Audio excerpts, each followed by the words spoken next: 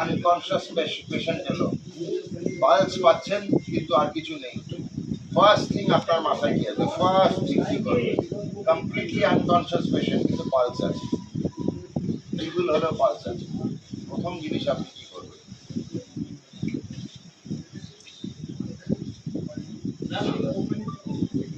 প্রথম জিনিস করবেন হচ্ছে ব্লাড সুগার, প্রথম হচ্ছে হাইপোগ্লাইসিমিয়া আছে কিনা। সুতরাং গ্লুকোমিটার দেখান আমাকে, একটা রয়েছে।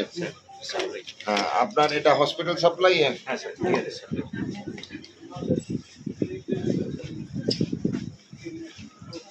গ্লুকোমিটার এখানে কটা আছে? একটাই আছে। আচ্ছা, আপনার নিডল কি ব্যবহার করছেন? ল্যান্সেট আছে আলাদা? ল্যান্সেট আমায় দেখান। আচ্ছা, ঠিক আছে। আপনি নেক্সট হচ্ছে আপনার কাছে রোগী এলো পালসলেস, প্রথম জিনিস কি করবেন?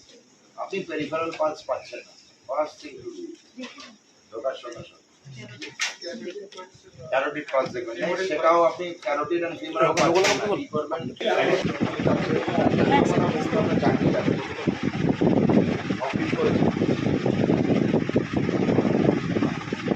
ইমার্জেন্সি মেডিকেল অফিসার পারবে ফায়ার এক্সটিংগুইশার চালাতে? এখানে ডাক্তার কখনো ভাববেন না আমরা অতি ভালো, আমরা ভগবান না। আমি প্রাইভেট সংস্থায় কাজ করি, যেখানে ডাক্তার, গভর্নমেন্ট সংস্থা ডাক্তার, আগুন লাগিয়ে ডাক্তার বেঁচে বেরোবে না, ডাক্তার একইভাবে ডাক্তারের ট্রেনিং নেই, ফায়ার ফায়ার বিলের চেকলিস্ট আছে, ফায়ার বিল কস্টিং নন মেডিকেলকে কত বছর আছেন এখানে? প্রথম একটা আপনাকে দরকার পড়াতে হবে, ওই দিক দিয়ে বাইরে বেরোনো যায়।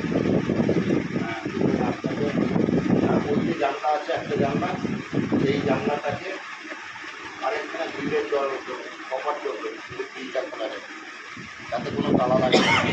হ্যাঁ, সেকেন্ড রুট আমাদের এই গ্রিলটা, এই যে তলার গ্রিলটা আছে, গ্রিলটা এমনভাবে করবেন গ্রিলের দরজা, হ্যাঁ, তালা লাগাবে না, তালা লাগালে আরও বিপদ। ওখান দিয়ে স্টার্ট করতে পারে ফায়ার গ্রিলের একটা ফায়ার ক্যাপচার।